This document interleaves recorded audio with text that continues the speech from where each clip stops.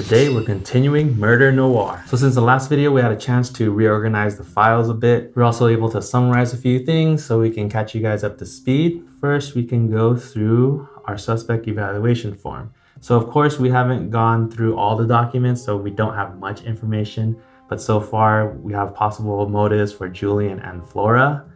We have some means based on the syringe and the medication that was given. And as far as opportunity, everyone seems to have an alibi, but we'll see if those alibis hold up. Also, last time we only looked at this map, but as we were reorganizing the documents, we saw that we didn't look at this map, which is probably more helpful. So after just adding the security lock information and also their whereabouts according to their statements, this is kind of a picture of what it looked like. We'll probably go more into this, especially once we go through the rest of the documents, which will probably give us more information about their alibis and their whereabouts. But one thing to note is this is where the body was found, in the director's lounge, and this is the photo of the window and fire escape that was given in evidence, which is also located right here where the body was found. We also don't know exactly where the syringe was. It just says in restroom syringe container, but there are 3 bathrooms here. So we'll see if we find out later. We also jotted down a timeline according to their statements. Something quick just to note that there were 2 gunshots that were heard. And of course, this timeline is based on their statements, which may not be true. So we'll definitely come back to this as well. Okay, so now let's go through the rest of the documents. Okay, which one first? Would you like to go over the production's call sheet? All right, so we have this call sheet for 9 a.m. on the day of the murder, June 10th. Producer Julian, director Sven, director of photography Rita. Okay, just checking if anything sticks out there. The general notes stick out. Please bring your reusable cups and water bottles if possible. We are trying to reduce plastic waste. Please also be mindful as we are shooting in our studio and our colleagues will also be using surrounding space. So if you have a reusable cup, maybe the person knows which cup Sven's. That was another mystery. A previous case. Yeah. Also, closed set. There are 2 sets. One is in Studio 66, which is what we were just looking at. The other one is at the beach. Who's Isabel and Bashira? I think it's character names. Oh, no? Yeah, Teresa, Lily. Well, Nima and Felix are there. Kurt? Okay, Kurt. Oh, they're both, oh, I see. Yeah, Nima is in the stunt. So Kurt has a telephone call and slams his fist against the wall in anger. I'm guessing that's the stunt. So they're both in the studio that day. These 2 go off to the beach. The bottom is important. You know where people are at. So this is kind of sticking out where there's only 3 no's, and it's Sven for the second location. That Sven, Rita, and Anna are not at the second location, which makes sense because they were at the studio. Next one, costume design approvals. Okay, so we have Isabel and Bashira. Padding required for stunt double. So there's a lot of knee work. For punching a wall. 5'10", 170. Oh, it did say that someone said they saw an actor they recognized. Oh, the fake ambulance. When we drove past the descended fire escape, we almost hit a man. How did they know it was a man? I don't know how this helps us then. Is this just saying that Nima's 5'10", 170? I think so. Okay. Well, it would be Nima and Felix. And all the stunt doubles, right? Yeah. He has 2 stunt doubles. Felix and Tom, both stunt doubles, should have similar body shape and height. So if somebody saw someone 5'10", then it could be any of these 3. What do you have next? So now we have the Murder Noir paperback cover. High stakes insurance scheme. By Flora Strand. There's no back to the physical one? Nope. Next. Okay. Oh. This torch is the same similar torch as the Murder Noir. That's true. I don't even know what this book is about. A murder? It's also about like a faked death. Didn't we read somewhere where he likes to pull stunts that are like based off of the movie that's he's coming out with? Yeah, publicity for the next movie. Yeah. You said? Yeah. Inquirer. Saturday, February 9th, 2002. Oh, so like 20 years ago. Are we in 2022?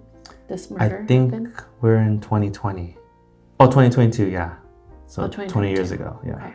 Torch returned after kidnapping. Some fans claim the culprit could be film director Sven. Salt Lake City. It would be safe to say that yesterday's Olympic Games opening ceremony took an odd and mysterious turn when the beloved Olympic torch mysteriously showed up in a hotel lobby, propped up aflame next to a snoozing Norwegian bobsled champion. Held at the Rice-Eccles Stadium in Salt Lake City, Utah, an international coterie of fans had come to Utah to support their national teams. Bon Jovi, Christina Aguilera, Creed, and Willie Nelson were among the musicians in attendance. The atmosphere in the air was expectant, buoyant, and jubilant. Scandal seemed far from Salt Lake until an odd mystery surfaced within a Main Street hotel. Last November 19th, the traditional torch relay began in Athens, Greece. On December 3rd, the Greek skier Thanasis Salis lit the first torch there and then transferred his flame to a lantern meant to arrive in Atlanta on December 4th. The Olympic flame is a symbol of continuity between the ancient and modern games, holding symbolic importance. The arrival of the torch was meant to launch the U.S. leg of the relay. While in transit, however, the torch mysteriously disappeared, something the committee was able to hush up until now. Marveling at how an Olympic torch could go missing without a hint to the thief's motive or agenda, the Winter Olympic Committee found a piece of parchment paper in the transport container. Akin to a papyrus, the heavily textured scrap contained a single word, scrawled in calligraphy. Written in untidy lowercase, the word was Larsgaard. Larsgaard, what could it possibly mean? The Olympic Committee was befuddled, even bewildered. Could this be some sign of forthcoming international conflict, some mysterious remnant of foreign policy gone awry? There had been allegations of bribery, rumors of doping. Was Larsgaard a new drug, or more frighteningly, a covert power player meddling with the integrity of international sportsmanship? Whoa, what did I just read? They think Larsgaard is the name of a drug or a powerful man. Weird. As the Olympic Organizing Committee tried to keep their cool and conduct a swift investigation into potential suspects for nabbing the Olympic torch, all while holding the media at bay, an anonymous source came forward and claimed to identify the culprit.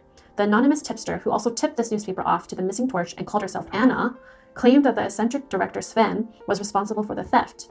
In 1995, the director let wild animals loose at the Cannes Film Festival. Kidnapping the torch at the Olympic Games suggests a whole new level of sophistication when it comes to creating chaos at international events. It seemed unlikely to be true. In the weeks prior to the February Games, the Olympic Committee was forced to find a replacement torch, keeping news of the theft as quiet as possible. The emblem for the 2002 Winter Olympics was unveiled in October 1999, consisting of a stylized snowflake with segments colored in blue, orange, and yellow. It was while admiring a manifestation of said emblem, emblazoned on a large flag, that the Norwegian bobsled champion, Joachim Bier, was mysteriously kidnapped on February 1st. It was actually quite pleasant. Bier laughed into the telephone earlier today. As far as kidnappings go, they knocked me out, but when I came to, the room smelled strongly of bananas and kiwis. These are actually my favorite smells and really soothe me, so I really appreciated that they had gone the appropriate research to make sure I felt at ease. Bier also explained that the kidnapper apologized profusely, reiterated several times that they were a big fan, and explained that a return to freedom would occur well in advance of his first race. The kidnapper was masked, but explained I'd be returned, and that they would appreciate if I didn't press charges, Bier related. The kidnapper explained that they were a hired helper, an actor actually, and didn't actually know why I was being kidnapped. I had a lot of empathy because acting would have been a career path I would have chosen had bobsledding not worked out. Okay. Bier related that he was returned later that afternoon in a hotel on Main Street in Park City, with the original Olympic torch propped up burning beside him. The kidnapping certainly distracted me from the competition, arguably in a good way, Bier confessed and smiled. I hadn't known that an Olympic torch had gone missing, so I was pretty confused, but it was nice to not think about the bobsled for a while. Later that week, Bier went on to win gold for Norway in multiple categories. With the charismatic bobsled champion not pressing charges and the torch returned to the Olympic Committee, this may be a mystery that remains unsolved. The authorities don't seem interested. The world can use a little more mystery, Roberto Alves, Salt Lake City chief of police, told me. This is not worth looking into. Perhaps worth noting, however, is that director Sven Larsgaard has a film forthcoming on March 1st, 2002, entitled Cooler Sleddings. Rumor has it that the film focuses on a Norwegian bobsled team that steals an Olympic torch during the Winter Olympics in order to sabotage their competition and buy themselves more time. Is this connection too tenuous, too far reach, or could these mysteries be the eccentric antics of a media-savvy filmmaker? Time will tell. It's safe to say, however, that I'll be making moves to the cinema to see. I suggest you do the same. Wow. Wow. Okay. TLDR, he stole the torch to promote the movie, and Anna was the one who leaked the info. So that means he's been doing this at least for 20 years. Yeah. He has A reputation. Now we have two smaller ones. Yeah, the Chronicle. Los Angeles Chronicle, Wednesday, December 15th, 2010. So a little bit later. Larsgaard, irresponsible jester. In 1995, director Sven Larsgaard's first film prank premiered at the Cannes Film Festival in promotion of the film magazine Mood, when he let sheep run amok in the screening. In 2002, Larsgaard was rumored to have kidnapped a Norwegian bobsled champion as well as the Olympic torch in order to promote his movie Cooler Sleddings, 2002. Paired with a funny accent, toothy smile, and joyful demeanor, outlandish pranks have consistently bolstered director Larsgaard's public image as a bon vivant. His hijinks and pranks are usually the sort where even the victims claims they were well treated. Most famously, the Norwegian bobsledder Joachim Bier claimed a decade ago that he found his kidnapping relaxing. Things might be about to change for the eccentric director. Larsgaard is currently the source of ire from the Los Angeles Union of Professional Stunts after an unfortunate accident where one of their most promising members sustained serious injury. While attempting to belay upside down the side of a Manhattan skyscraper as a part of one of Larsgaard's pranks, acclaimed stunt performer Josephine Brugger lost her footing and swung along the side of the building in free fall. Due to her extensive stunt work and own expertise in free climbing, the young stunt woman survived by clamping herself onto a half-open window. Much of her injuries, which ranged from broken ribs to a punctured eye, were due to the impact she experienced as her body crashed into glass. Brugger relayed to the Associated Press that the pressures of an incompetent production schedule and lack of resources led to unsafe working conditions. It is safe to say that her career as an up-and-coming stunt woman is undergoing an indefinite hiatus. Her loss of eyesight in her right eye will be a challenge to overcome in the world of stunts. She almost certainly will suffer from painful post-traumatic arthritis for years to come. Much to the chagrin of the union, Brugger has declined to press charges. In a public statement, she related, "No amount of money can repay the damage this accident has caused to my psychological and professional well-being." In an attempt to contact Brugger for comment for this article, her teenage son, Felix, answered the phone. Before defiantly slamming down the receiver, Brugger's teenager screamed, "Do not call here again, but for the record, Sven Larsgaard belongs in prison." Brugger is a single mother since her ex-husband, Florian Heimer, passed away over a decade ago. She also has an adoptive daughter, Anna, who she raises as her own. This accident undoubtedly brings new challenges to her life as well as those of her children. What's Anna's last name, though? Berryfield. How do you know? No, how do you know this is the same Anna? Oh, I don't know. Well, for sure, Felix Heimer. Yeah, I know. Okay, let me put a note here. That's a big motive right there. Son of Josephine Brugger. I'll just write accident. Okay, wow. That was a lot of info, especially for Felix. Larsgaard's Options 90s bestseller. Sven Larsgaard's production company, run by his colleague Julian Loren-Grober, has optioned the rights to 90s literary star Flora Strand's book Murder Noir. Larsgaard is set to rewrite the screenplay from the abandoned 90s bestseller, which has been out of the print for decades. It should be an unusual collaboration. Flora Strand has been assured that she has screenwriting consultation rights and the right to visit the set by Larsgaard himself. Those who remember Strand's big splash have wondered how will Larsgaard's manifest a prank this time. Larsgaard has long been rumored to be behind some of the decade's most outlandish pranks, since many of these odd occurrences appear suspiciously timed with the latest release of one of his films. A woman rappelled down a building for his 2010 film Manhattan Money Heist, an oddly titled thriller focused on a jewel thief who would rappel down skyscrapers as a means to obtain diamonds. Okay. While diving headfirst down the side of a 42-story building, a member of Mr. Larsgaard's stunt crew suffered a debilitating injury. At the time, there was speculation that Larsgaard's career might take a hit. Larsgaard, however, continued in his prolific way, releasing films every few years. The premiere of The Lure of the Panther 2012 was accompanied by the escape of the only panther in the Los Angeles Zoo onto the streets of La La Land. Wow.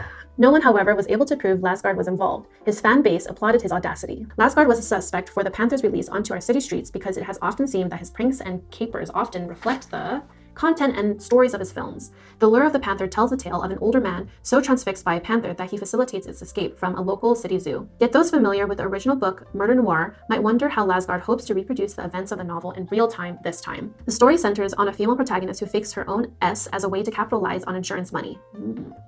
Dr. Herbert M. Monroy, a psychologist specializing on the niche field of the psychology of film directors, has commented, "There is no question that directors and actors often suffer delusions of grandeur, narcissism, even megalomania. I would propose that it would not be too far of a stretch to suggest that someone might receive a decent burst of serotonin from the idea that they are wily enough to both entertain and shock the public outside of the safety of the screen.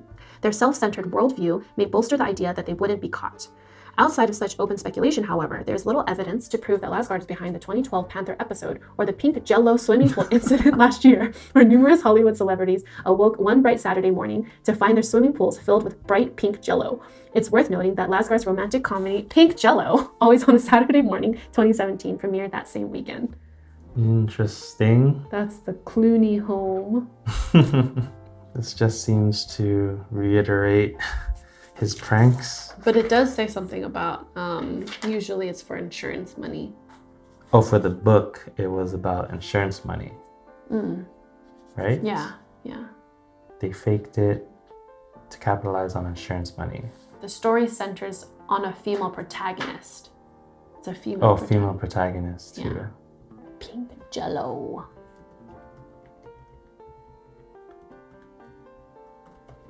Okay. I feel like those gave us a lot of information. What's next? Oh. Meet Sven Larsgaard. Meet Sven Larsgaard. Director Sven Larsgaard is a brilliant and eccentric figurehead of the film world, titillating audiences for years. His real success, however, might just be off-screen pranks and personal brand building.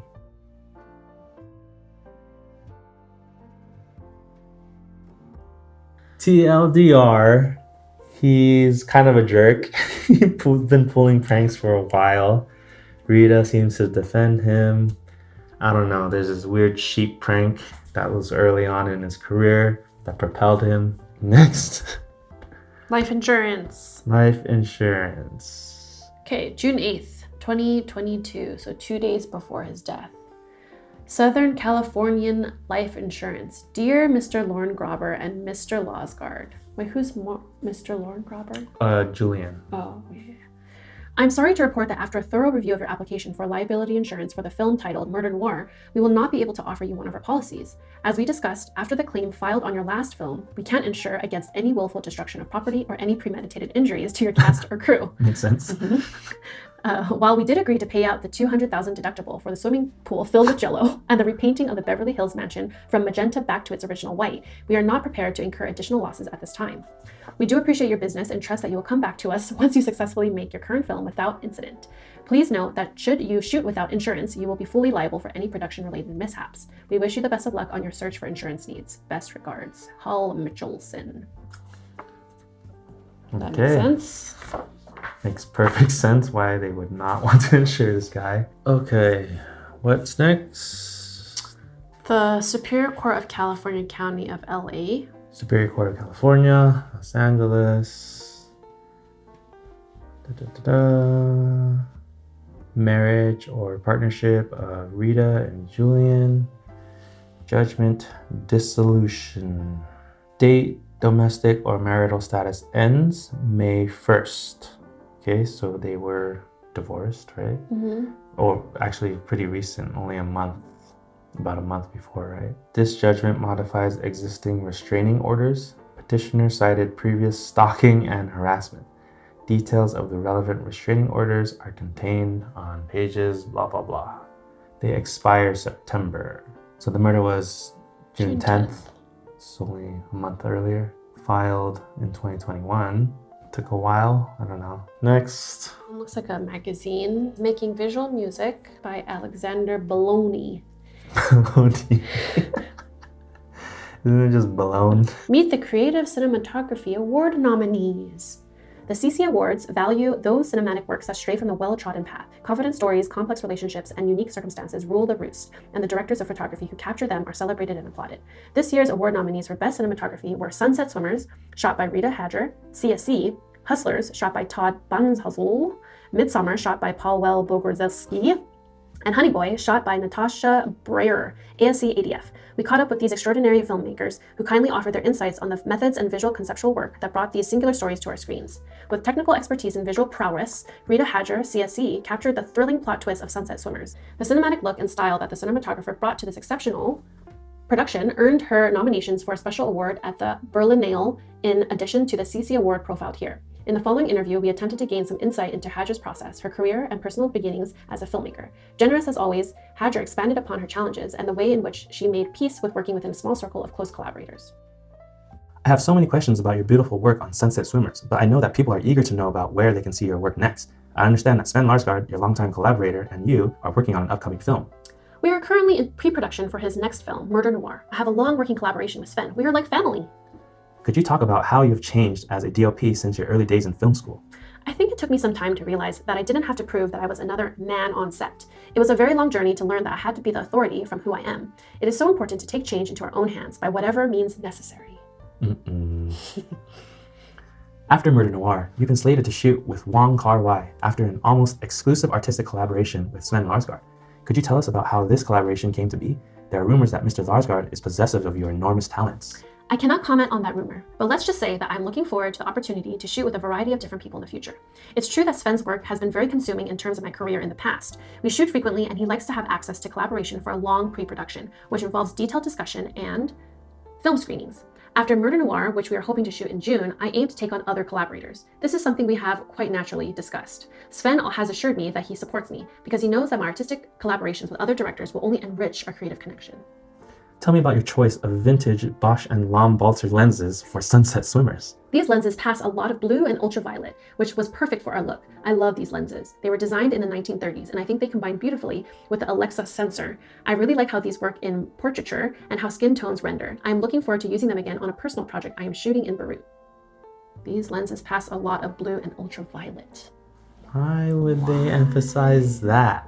There's a possible motive in that he would not let her go. He's very possessive. She did say that it was challenging to work with collaborators. Okay, next. California Society of Cinematographers, CSE. Californian Society of Cinematographers, June 8th. It's only a couple days before the murder. Dear Ms. Hadger, I'm writing to you on behalf of your community at the Californian Society of Cinematographers. We greatly enjoyed your latest film, Sven Larsgaard's Sunset Swimmers. I'd like to take this opportunity to sincerely thank you for your lecture at our clubhouse on your process, as well as the permission granted for our exclusive members screening. Your generous involvement in our society is what makes it such an illustrious community. I really cannot thank you enough. As you mentioned in your talk, cinematographers call photographs stills as a means to distinguish them from images that move at 24 frames per second. Photography remains the root technology of our shared craft as directors of photography. One might argue, in fact, as you demonstrated during your talk, that it remains one of the best tools for teaching cinematography. The master, Henry Cartier-Bresson, has called that kind of single-frame perfection the decisive moment. As you know, sometimes in life, as in art, it is important to wait for that decisive moment and to understand the natural alignment of things in motion. It has come to our attention that you are in talks to collaborate with the director, Wong Kar-wai, in an upcoming project. Your professional collaborator, Dr. Sven Larsgaard, is a vital member of our community. Although he is not a cinematographer, he represents a significant percentage of our annual endowment fund. As the president of the CSC, I would like to urge you to reconsider your upcoming project with director Wong Kar-wai. It is not usual for us to get involved with the decisions of our members, and I hope you know I would never dream of doing so. I must, however, inform you that the society would have no choice but to revoke your membership should you continue to pursue forthcoming work with Mr. Kar-wai.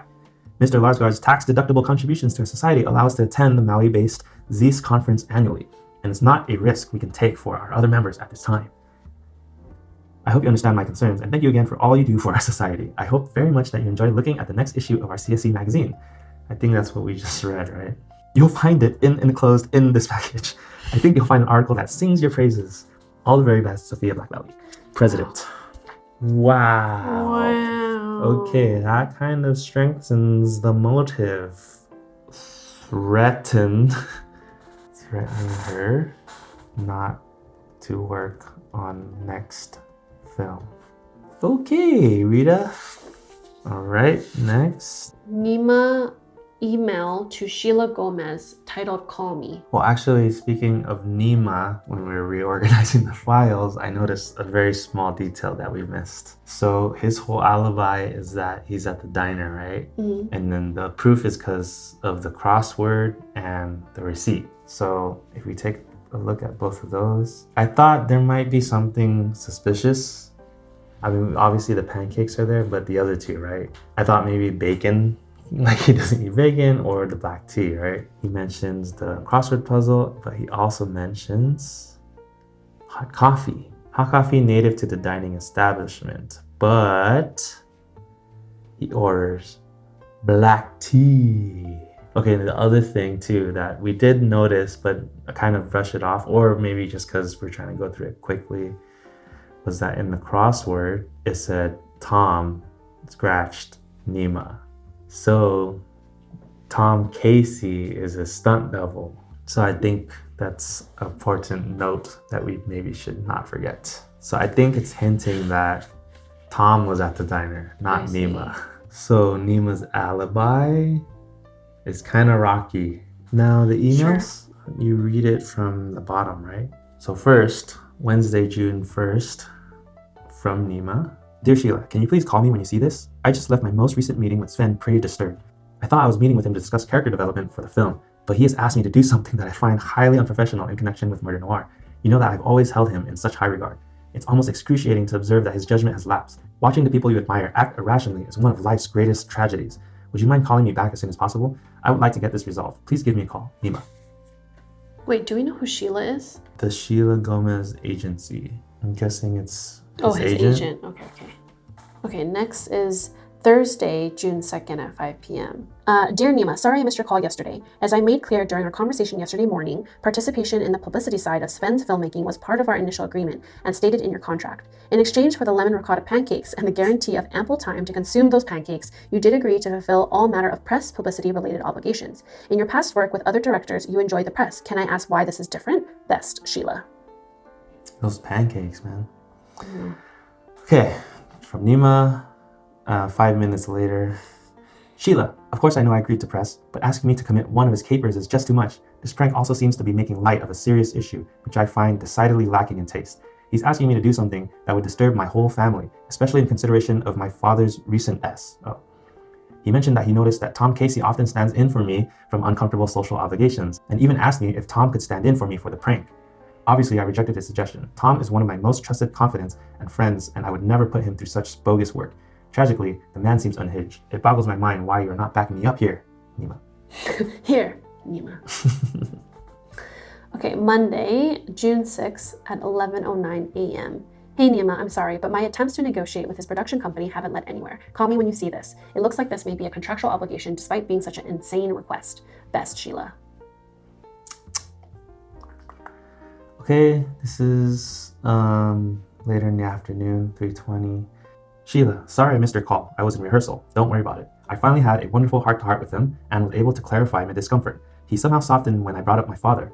He even shared that he himself suffers from a debilitating condition with a horrendous prognosis. I cannot say how much it saddens me that someone as dignified and talented as Sven will be reduced to a fate so outside of his control. I wish I could help him keep his dignity and not end up a root vegetable. The point is, he said he'd do the caper himself, which was quite a relief to say the least. Don't tell anyone about this. His condition is confidential, and I wouldn't want anyone to think I'm a fussy performer. But I'm very relieved he's outsourcing this particular piece of theatrics. Anyways, sorry for getting so upset. I haven't forgotten that you've taken care of me since I had to work that day job at Securitech. Nima. Securitech. Isn't that the key fobs? Oh. But also, okay, hold on. So, there's probably in some other documents, but something about Nima's father, and I think we read a document about Sven's condition, right? Mm-hmm. Let me go back to that one first. Huntington's disease, and he's showing cognitive decline. Okay, so that's Sven's condition, but I guess we didn't reach the part about Nima's dad yet. And then the keys. Yep, Securitech. But what does that mean? That Nima used to work there? He knows how to hack the system? So the people that know about his condition now are Nima, Fluffy, and now this Sheila. But Sheila's not a suspect. No, but the source could have been Nima, right? Right, so right now, so far we know of are Nima and Fluffy. Because I think the condition is related, I'm sure, to his death, right? Or maybe not. I don't know. Okay, what is next? Next is a card. Okay, so this is the Instagram post. Actually, we didn't read this, huh? Nope.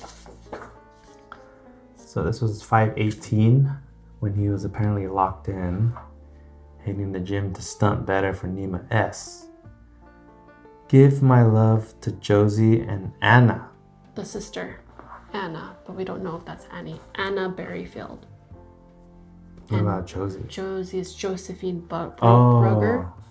So the mom? Okay, so that's the mom and sister, but we don't know which Anna. It could be some other Anna. Dude, you are ripped. That's my boy, Elohim. Or Heim, like Heim? Heimer. Ella? Wait, that's my boy. That means that's his mom. And I think I'm reading it like that's my boy. Okay, fine. Okay, the card you said? Mm-hmm. Stunt guy. 5'10". Mm-hmm. Okay. All matches. So he is 5'10 and 170, just like in the clothing designs. Are we supposed to send him an email? Ooh, look. Oh, maybe. Auto, motorcycle, horse stunts, water skills, parkour, falls and fights. Why are you highlighting that? I don't know. He could jump down the fire escape. So he's hardcore. What is next? Should we try emailing or no? You want to try email? Sure. We are investigating Did you murder Sven? the case of Sven Larsgaard. We were wondering if we could set up a time to meet and if you could answer a few of our questions. There. Okay? Mm-hmm. Okay. Okay, we'll see if we get something. Okay, what's next? The law offices of Davies and Davies. January 18th, so earlier in the year. The last will and testament of Sven Larsgaard. I, Sven Larsgaard, being of sound mind and body, make the following bequests. I leave all of the cash in my accounts at the Hollywood Cooperative Bank to the annual Moonwalk Film Festival, which helped buoy my career as a filmmaker. The contents of my home in the Hollywood Hills, as well as the home itself, I bequeath to the anonymous members of the secret organization, the Merry Pranksters. I dearly wish for this organization to sell the residence or do what they wish in order to support their activities in the act of surprising the world with audacious pranks. I'm confident they will use the home as a way to further promote a sense of lightness, joy, and occasional chaos, a highly underrated art form that our society needs during this moment in history. Okay, got Sven. Witness is Rita. Imogen Rose Davies. And next. Flora Strand magazine. Flora Strand on bringing back noir to LA. The Los Angeles-based writer Flora Strand is no one to scoff at. She has revitalized the modern novel with her New York Times bestseller, Murder Noir. After revitalizing the art of the noir novel for a whole new generation, Strand has poised herself to become a veritable 90s it girl. Her masterpiece novel came out last year, ringing in this new decade with unique literary pizzazz. Like many of us, Strand's mind has been churning with thoughts of what the future might bring. Known to be reticent and a little closed during an interview, this up-and-coming literary dazzler spoke to journalist Laura Brower about therapy, anger, and a potential film deal. People are often curious about the daily routines of writers. What has been your daily routine during this time post-publication? I have tried to stay sane during a time when my career is exploding. Most days, I work, cook, go on walks. I go to therapy to deal with some anger and violence issues I had after my book deal, mostly to do with pay inequality as it connects to gender.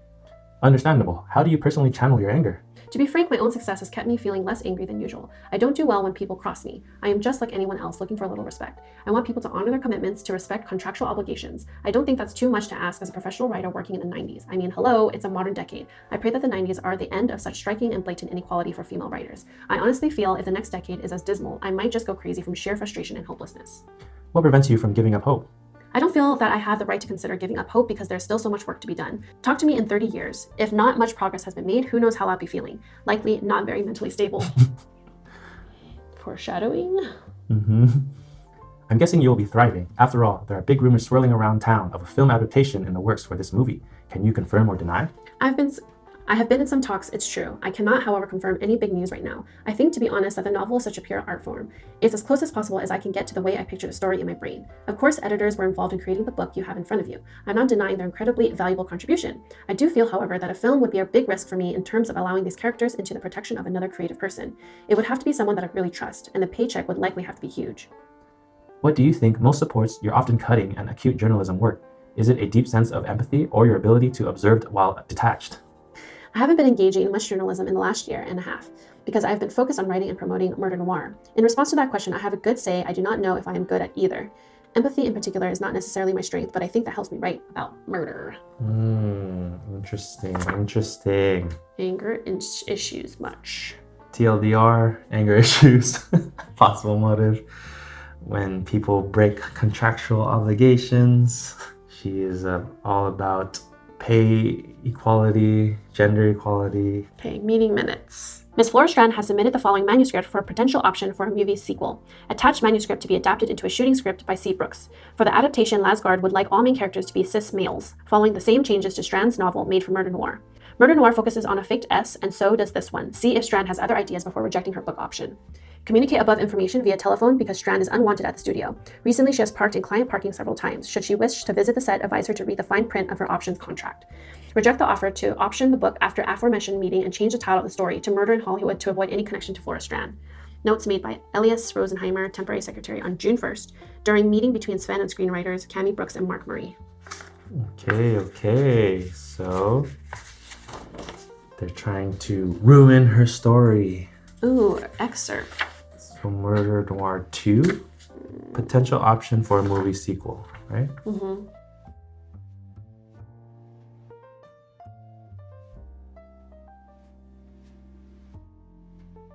Okay. TLDR, that's kind of what happened. Linda is Rita. I don't know who the assistant or other girl would be. I don't know. When did she write this though? That's the question. So you think Sven and Rita have a thing? Yeah. What does Linda have? Oh, engaged. Linda was engaged to the director. Were they engaged? Were they No, together? they weren't engaged. I just know that Julian and Rita just got a divorce. Yeah. I don't remember any relationship between them two. Well, I don't know what else this tells us. What's next? I don't know, but we got a phone number on a post-it note. Let's read it and then call this number. Date received on January 3rd, but this was written on January 1st. And the resolution is that this request was denied. Dear Dr. Wachotsk, we, the family members of your patient Arash Shalmalkapur. What? Oh, okay. No, I think this is the father. We, the family members of your patient Arash Shalmalkapur, wish to request permission and support for a physician-assisted S at Hollywood Hospital. We believe our father to be experiencing unbearable suffering with no prospect of improvement due to his diagnosis of Alzheimer's. Okay. We filed this request earnestly and with our shared full conviction because we believe that patients deserve to die with dignity when and how they choose. We are aware the physicians are not obliged to grant a request for euthanasia. We are filing this request at Hollywood Hospital because it is where our father received a great part of his medical treatment and previously expressed his desire to have an assisted S. He has expressed this desire to us on many occasions, but unfortunately his mental health has altered to a state where the voluntary nature of his assisted S can no longer be determined. In such cases, the physician has to have sufficient knowledge concerning the patient's medical history to be able to assess whether the patient's suffering is unbearable and without prospect of improvement. This process concerns a complex and multifaceted assessment. We would like to kindly request such an assessment as soon as possible with the hopes that a physician-assisted S may be possible for Arash. Nima, right there. This is crazy. Everyone deserves a choice. Nima. Wait, did he write that? I guess so. Oh, then that means he didn't agree with it? But he signed it. Yeah, he still signed it. I don't understand. Maybe if we call this number, then we'll get more Okay. information. Yeah, let's do it. Thanks for calling, Tom Casey. I'm a professional body double based in Las Vegas and Los Angeles. If you're calling to find out my build and height, I'm 5'10" and around 173 pounds. Leave me a message and I'll get back to you as fast as I can somersault to the phone. Hi, Tom. Bye, Tom. Okay, so Tom Casey, and I think he just confirmed the same height. Which I don't know why that's more new information. We already knew that. Why is this number on here? Oh, what if this is Tom's writing? This is crazy. Everyone deserves a choice, Nima. Why would he have this document? No, Tom's writing looked more like scratchy because of the crossword puzzles? Yeah. I think because, here, look. I mean, this is a signature, but this looks different from this. This could be Tom's writing. If Tom filled this in, this is all Tom. But that looks cleaner to me. This looks like weird. Yeah, cursive. Okay. Maybe what's we're next? missing information. Okay, the receipts of Hollywood Drugstore and La Pharmatopia. So 6'9", one day before. knee pads, arnica cream, Flexeril, almonds, Xanaflex. What are these? Oh, cyclobenzaprine muscle relaxant. Wasn't that in his body too? Okay. Oh, they're both muscle relaxants. And the cyclobenzaprine is on the examiner thing, right? Oh, the next one, cyclobenzaprine, 300 milligrams. These receipts are by Anna's because she bought this. She bought all the fake blood, adhesive. So like it seems like she was definitely in on it. Okay. Sleepy tea. They want to knock him out, basically. But he had just the drugs in his body, right? That's a muscle relaxer. I mean, the muscle relaxer. Yeah. And according to the autopsy. But it doesn't like knock you out, so maybe the sleepy tea was supposed to have him like asleep. Maybe. Okay. All right. What else? Oh yeah, text messages. So this is 8 p.m. June 10th. Felix, where are you? I'm freaking out. What? Why? Can you call me, please? Can't talk now. About to start training. What's up? I lied to the police. What do you mean? I don't know. I'm so scared. Annie, they're just doing their jobs. But I heard one of the officers talking. There's nothing to be scared of. Yeah, but I was involved, you know? How so? I bought the medication for Rita. I knew about the prank, but said I didn't know anything. But what happened was a freak accident, not your fault. But who knows? Maybe Rita did want to kill him. She confessed and I played a part. What? Why? That's ridiculous. Why would Rita want to? What if they found out about Josie? Felix's mom, right? Okay. They could think it was you asking me. I mean, you hate him, don't you? You always talk about how you hate both of them. Calm down, Annie. Where are you? I will come pick you up.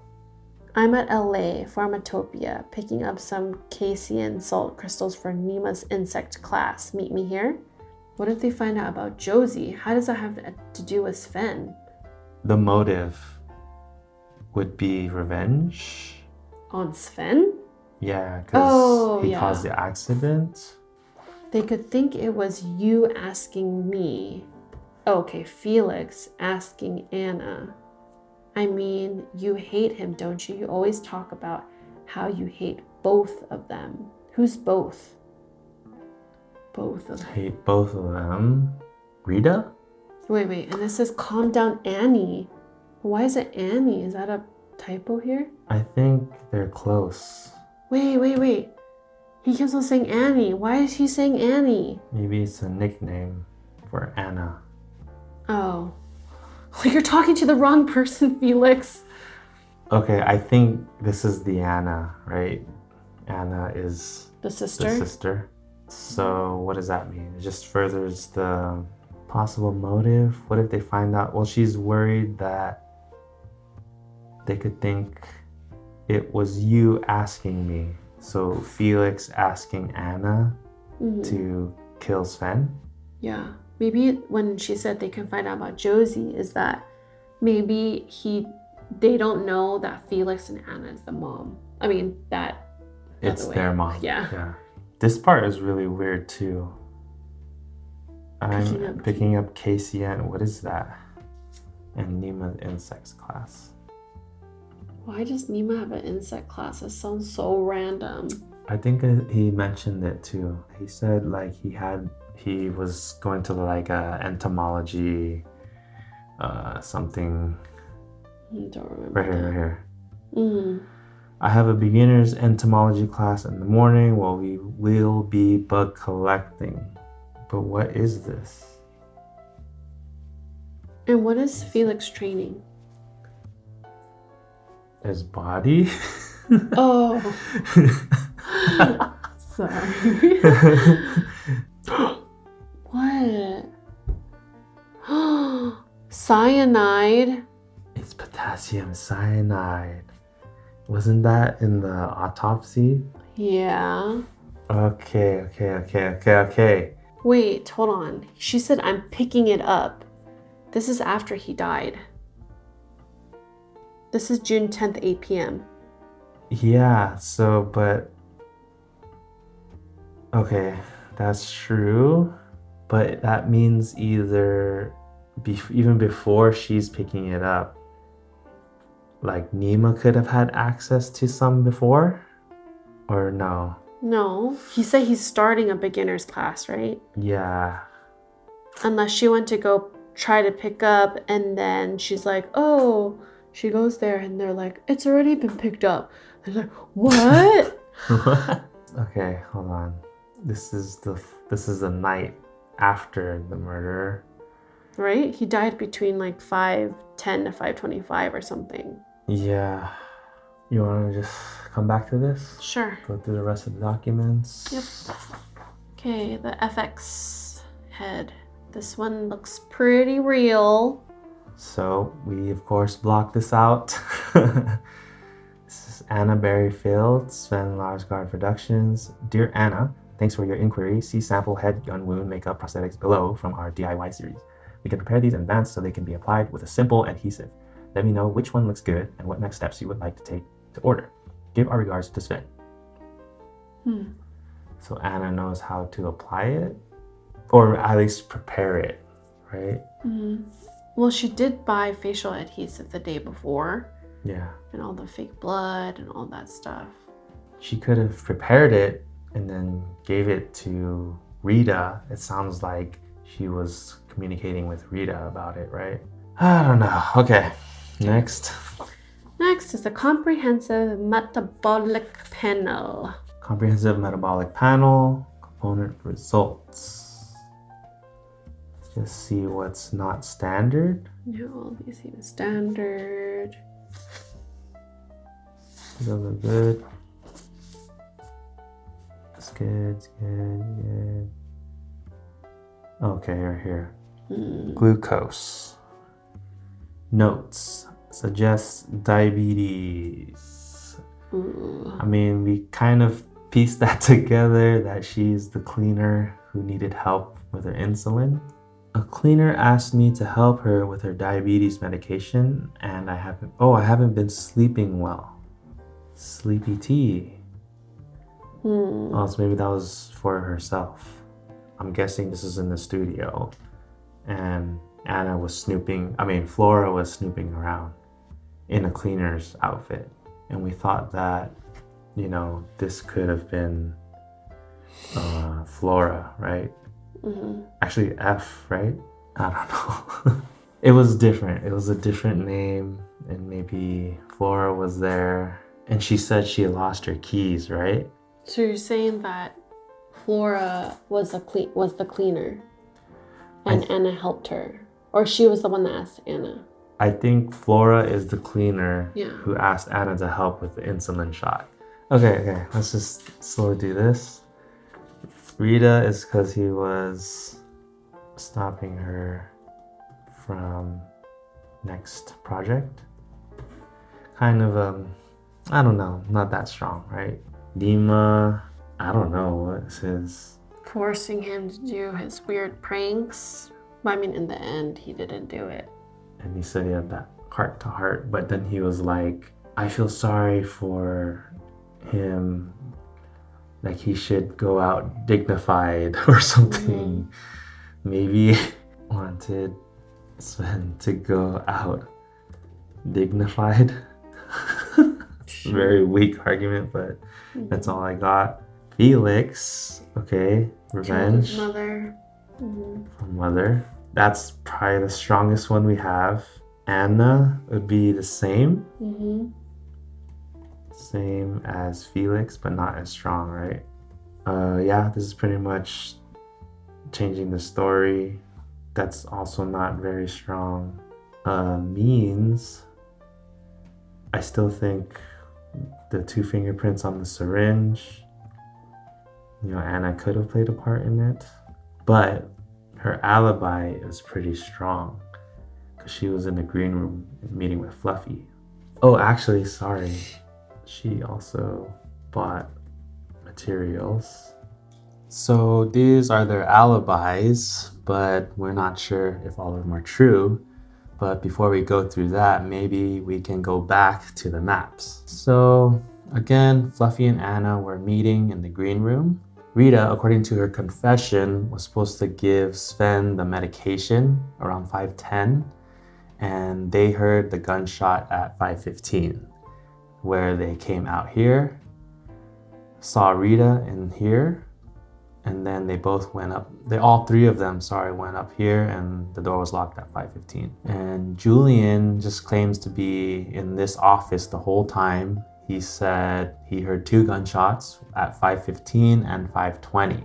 And then Felix said he heard the 5:20 gunshot. Nima is supposedly at a cafe, but now we know it might have been Tom. So his alibi isn't so ironclad. Flora's alibi was that she was dropping off her car. She dropped it off at 5:30. Oh, I didn't add it here. According to her interview, Dave confirmed with the garage or something. Okay, mechanic confirmed visit, car dropped off at 5:30. So I don't know how much that tells us. I mean, how far is the mechanic?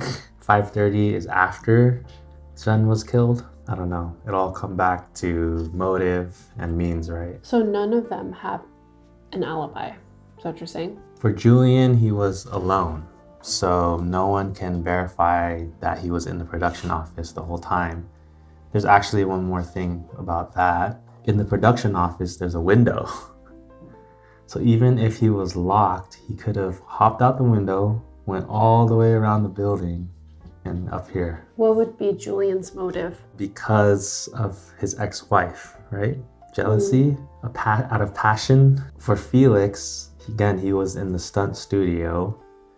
He even had the Instagram post or whatever social media post, right?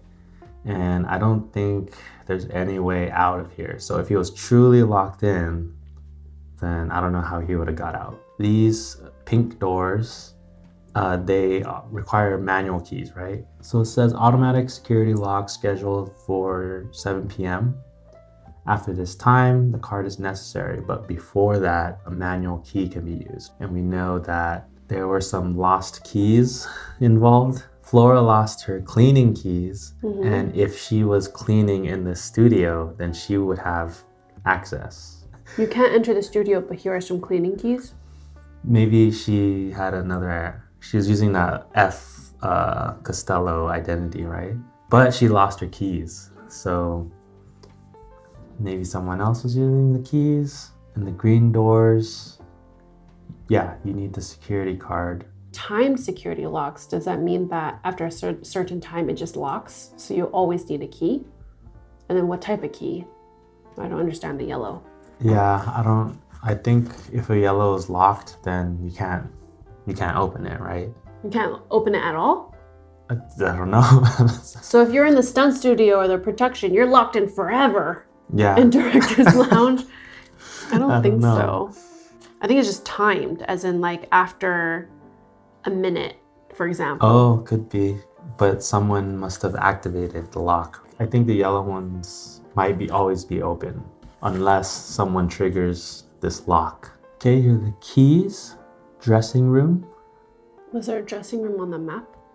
Yeah, inside here. But I don't know unless you're hiding in there the whole time. But does this mean that these keys are Sven's? I think they were just found next to his body, right? And then these keys, I don't know where they were found. At least we know for sure that they must have used the fire escape. Sure, and it's a man, supposedly. Supposedly a man. Also, for the cause of death, it was definitely like a shot in the chest, right? From a syringe that included the potassium cyanide. So the only reference we have of potassium cyanide is linked to Anna and Nima. She was buying it for Nima, and Nima was going into an entomology class. I mean, that's the only link we have to the potassium cyanide, and that was the cause of the death. Now, as far as the syringe goes, I think Anna would have had an opportunity to have the syringe after she helped Flora with her insulin shot. So Anna could have had an empty syringe, filled it with potassium cyanide, but I don't know how she would have done it if she was with Fluffy the whole time. It says here that it had a small amount of insulin, but then they would have traced the potassium cyanide in there too, right? If that was used. Right. So maybe this is not the murder weapon. It has this X here and it says, where is it? Small mark suggesting an injection. Okay, it was definitely the potassium cyanide, but how did it enter? Could it have been the medicine? You know, how would you find a small amount of insulin, but not the potassium cyanide in the syringe? Unless it was a different syringe that was used. Well, she picked up physical form, right? Like a rock, salt crystals. KCN, salt crystals. So it's not liquid. Could you just like, you know, pound it into dust? No. It's salt crystals. It's not like rocks, is it? I need to figure. You know what's bothering me is the locks. Can we go to the Felix's interview questioning? He said he couldn't exit the room and I was locked in for approximately 10 minutes. So where is this? He is at the stunt studio. That's time security, time locked. And then said, how were you able to leave the room then, right? Did you call anyone for help? He said the locks on the doors are both manual and electronic, and sometimes they are a little touch and go. Sometimes, however, the security system kicks in later than day, I worked out a bit and tried again 10 minutes later for 5:35. The door opened without a problem. It was only then that I realized something awful happened. That's weird, right? Like why, if it's a security, is the lock would be to go into a room, not to leave a room. Usually, normally, it's manual, right? Like you're saying, well, we thought at first it was always open, but I guess they're manual the whole day, unless the security system kicks in which it's locked for a certain time and you can't get out. It just says timed security locks by Securitech. Why would it lock from the inside? Like that doesn't make sense either. I was locked in. That doesn't make sense to me. Well, then that's Julian's case too. He says he was locked in too. So Felix was locked in around 5:20, right? And then Julian says he was locked in at some point. He got back to work and then I heard a gunshot at 5:15 and then another one 5 minutes later. So Julian's the only one who heard 2 gunshots. Okay. And then Anna and Fluffy heard the first one at 5:15, and then Felix says he heard the second one at 5:20. So what if that's because Julian was moving? So they hear the second one, right? Maybe some noise over here is the second one, but the first one would have had to been, I don't know, how loud is a gunshot, right? Wait, why are they hearing gunshots? What? I don't understand. Why was there a gunshot? He didn't even die from a gun. This is all like fake blood. There is a gun. Hold on. There is a gun though. I mean, maybe he faked that too. Because his prank would have required, you know, them to hear something. So if Julian heard the first one, why wouldn't Felix have heard that too? Did Rita say she heard any gunshots? She didn't say anything, did she? I don't think so. Set up a camera. Well, maybe that's why she had the tripod. Okay, so it says, he told me to set up a camera, then he asked me to give him medications at 10 minutes after 5 o'clock, okay? So he gave it to me, told me to leave the room and return with the others. So it's hard for Nima and Flora because we have no idea about their whereabouts.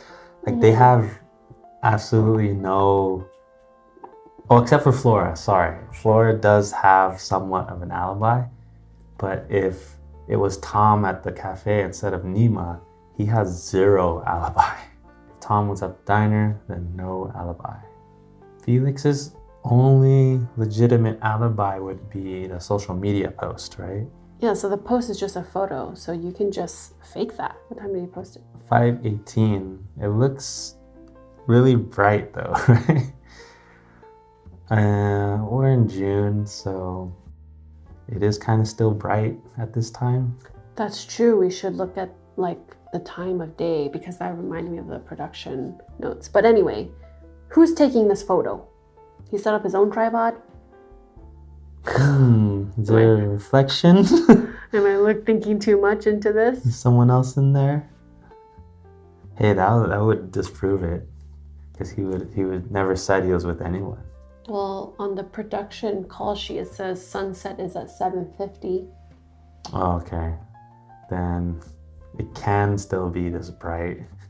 So for Nima, I don't really know what a motive would be. The only thing I can think of is that, according to this letter, if he's that heartless towards his own father, then he wouldn't care too much about Sven in helping him.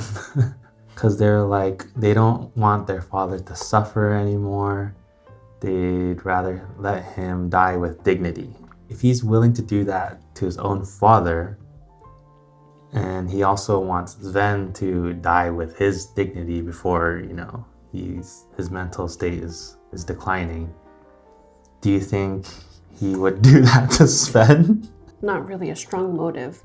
It's not. That's the only motive I can think of. Because he has no alibi. I'm just gonna say this because I just noticed this, but I don't think it's anything. They mention also a caterer on the call sheet, and also Nima's request for food is that there's catering. It's not important. Yeah, I don't know. Okay, great.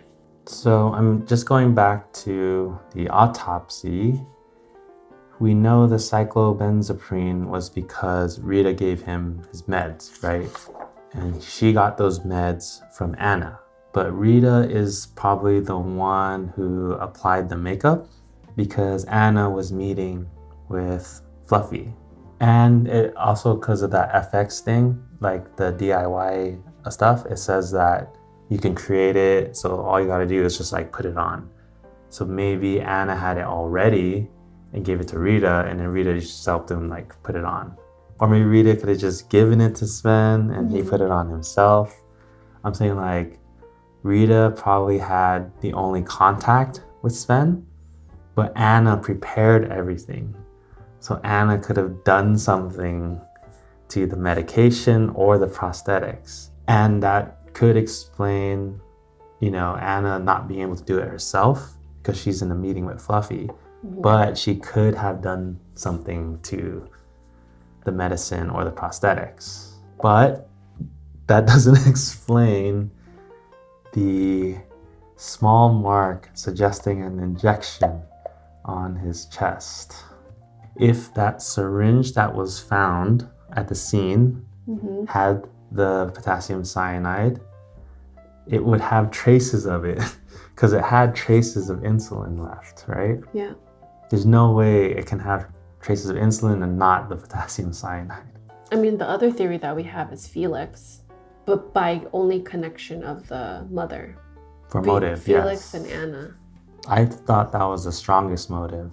What if they find out about Josie? They could think it was you asking me. Why would she say they could think it was you asking me instead of they can find out you asked me or something? And this is before the salt crystals. I remember we talked about that. Yeah, but I mean, it kind of shows that she's familiar with purchasing it. Well, there was actually another connection with the Securitech stuff, right? That Nima used to work there.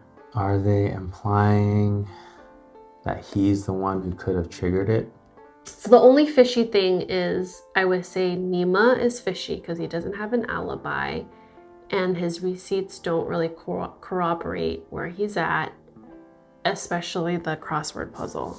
He's not in the vicinity, so he could very well have used the fire escape in and out and wasn't there. Julian, he has they seem to be setting up some motive, and then you pointed out a window, which seems very likely that he could go out, go through the window, and then crawl back in.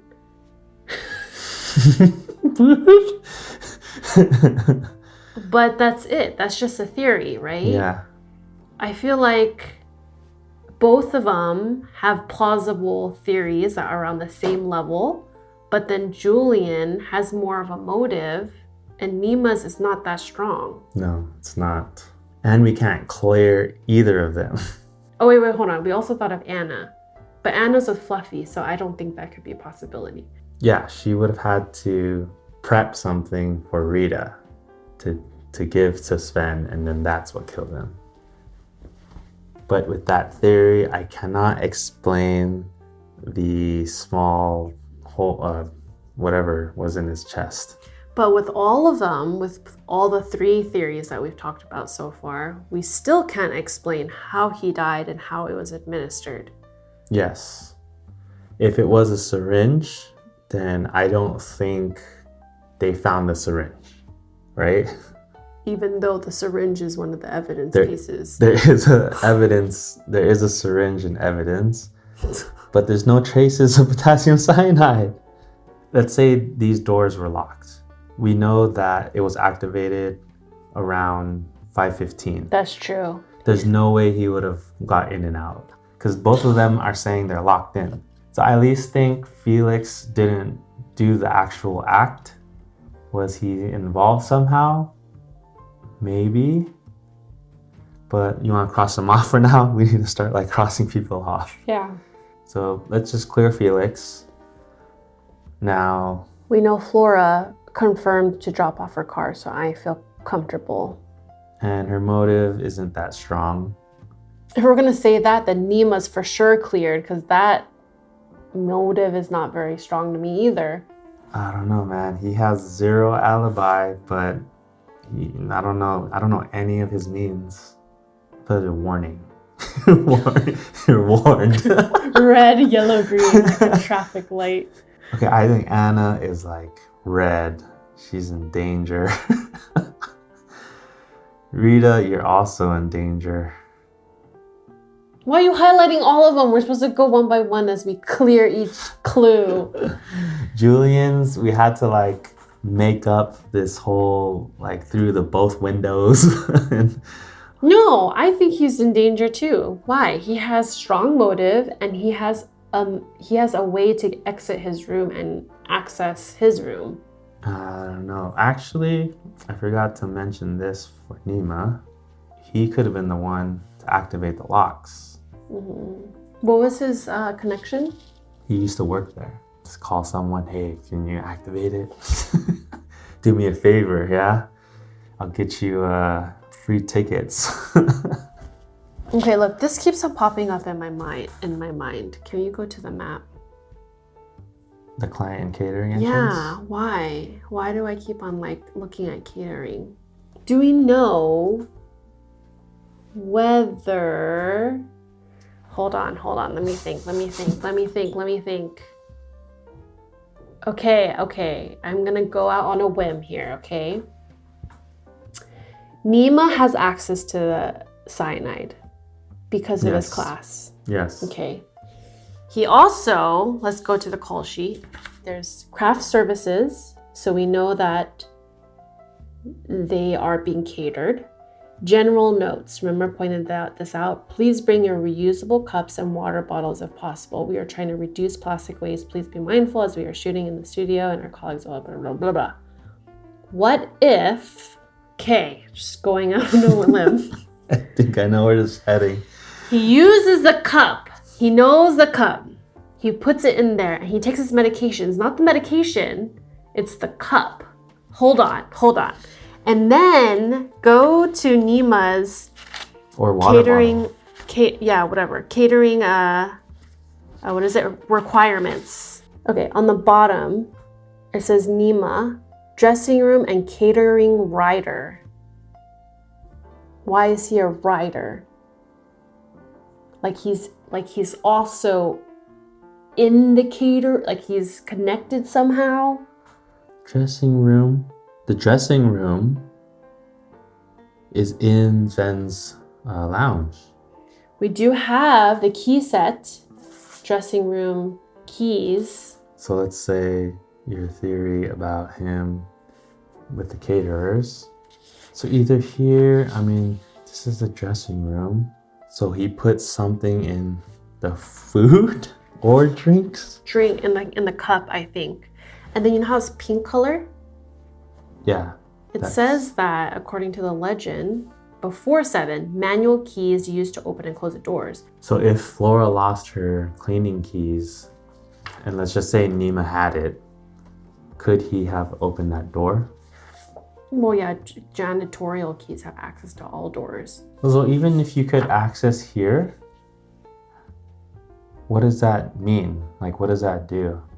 Because if it was Nima, he just needs to go through the fire escape. But actually, how would they have opened the fire escape? Was that only used as an exit route? Maybe. Right? Because you can't open it from the outside.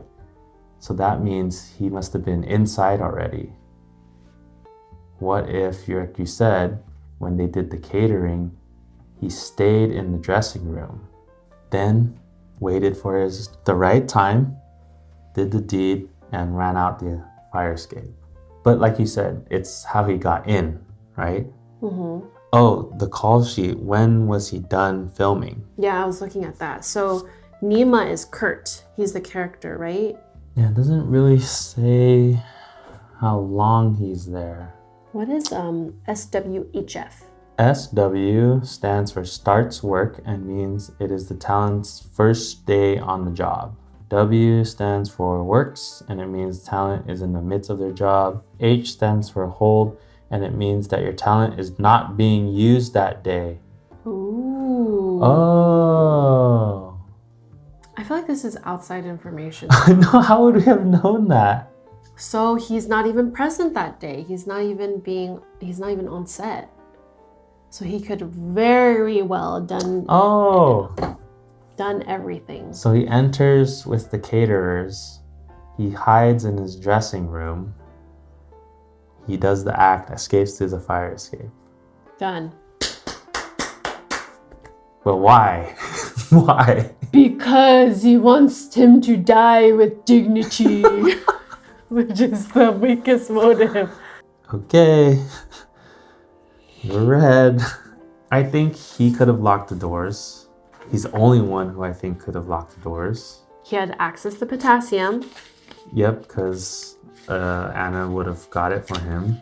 He's also a man, if that means anything. And it doesn't mean you were dressed in a costume. I don't know. He wasn't called onto the shift to work. And then at night, he wasn't actually at the diner. Yeah. I think it's Nima. He set that up. Also, Tom as a stand-in. Well, I put that in as far as his alibi goes, right? Oh, catering. Catering, so access to building. Or not just access to building, access to dressing room. Okay, let's go for it. Yeah, I feel like there's so much stuff around that. Okay, first off, we can't even we only cleared 2 people. If you want to say that they saw a man leaving the fire escape, then it can't be Flora. Or Rita. So we definitely think that the killer used the fire escape to exit. Okay. Let's go. We're gonna do Nima. By the way, he hasn't responded to our email, but we're clearing him anyways. Okay. Be sure to evaluate motive, means, and opportunity for each suspect before filing for your arrest warrant. Ready? Yep. Oh, we have to read. Okay. Ooh. At first glance, it may seem like Nima didn't have an opportunity to kill Sven. A receipt and a filled-out crossword puzzle indicate that he was at the diner eating his usual lemon ricotta pancakes at the time of the murder. A closer look, however, suggests that Nima may have hired a trusted stand-in to pose for him at the diner. If you call the phone number scrawled upon the pink post-it, you receive Tom's answering machine. The message suggests Tom also covers appearances for Nima, and Nima's emails to his agent underscore that Tom is a trusted source of support.